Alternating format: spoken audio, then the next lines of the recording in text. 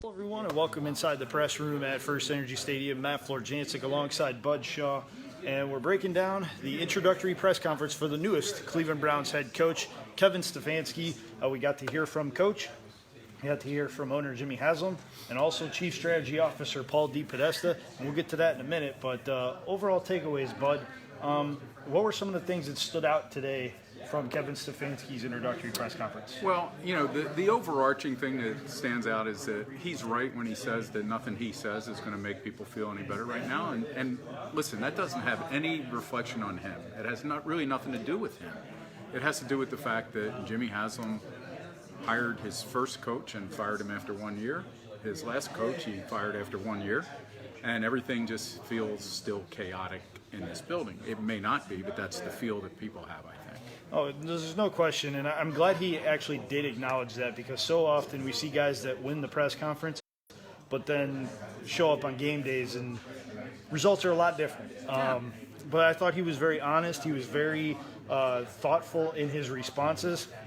He seems to be a guy that balances the old school kind of football mentality with the new way of involving, and this is becoming a dirty word fast in Cleveland, but analytics in the process of decision making, not only on game day but throughout the week of practice as well. Yeah, listen, you know, people have started kind of looking askance at the idea that these guys are Ivy League smart and everything, but why is that a bad thing, right? You're a smart guy.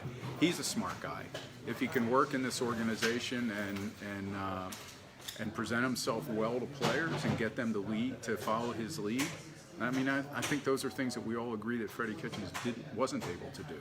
And right. So, you know, I think he's a guy who, despite the fact that he has spent all of his time in one organization, there's been enough change in that organization that he's been exposed to different coaches and different philosophies. And, you know, all you can do at this point, Matt, is say, all right, let's see what he can do on September. September games on those Sundays when they roll around. And we'll definitely see what happens on game day, but now the process turns to finding the next general manager, building a coaching staff. They have a lot of work ahead of them. There's a lot of people that they want to talk to, and they have to get permission from other teams to do so.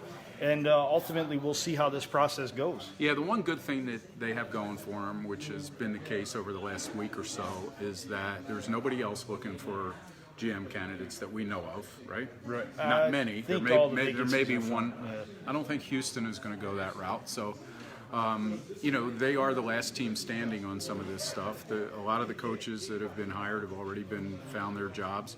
If they could walk out of this process with Wade Phillips, for instance, a guy with experience on the defensive side of the ball, I think people will feel pretty good about it. So they're going to take time, but they also have time because they're the only team that's really looking right now. Well, Bud, before we get on out of here, we also heard in private press conferences with the media from Jimmy Haslam and Paul DePodesta.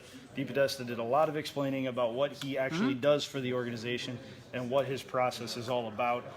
Curious to know your thoughts on what's going on there. Well, that's what I'm going to be writing about, because to me, you know, all due respect to Kevin Stefanski, we've heard a lot of what he had to say from multiple other coaches times in the past. Same with Jimmy Haslam. You know, you could go down the list of catchwords, you know, exhaustive search, more determined than ever that they found the right guy. You know, all of that stuff is people have heard before.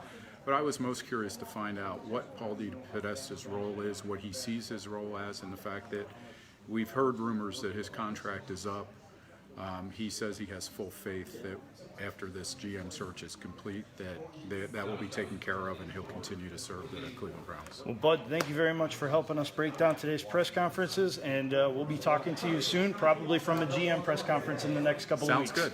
All right, for Bud Shaw, I'm Matt Florjancic. Thanks for watching, everybody. Have a good rest of your afternoon.